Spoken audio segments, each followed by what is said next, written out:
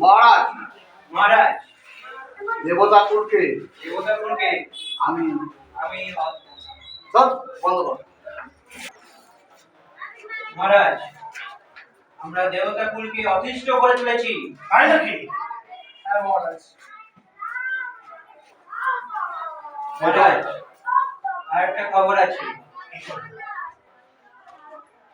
কোন এক নারী শক্তি কোন এক নারী শক্তি পশুকুলকে অসুরকুলকে বিনাশ করবে। বিনাশ করবে।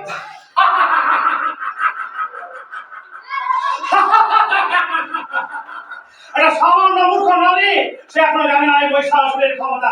সে এত বড় সাহস হয় না থেকে, সে কিনা এসে এই অসুরগুলোকে ধ্বংস করবে।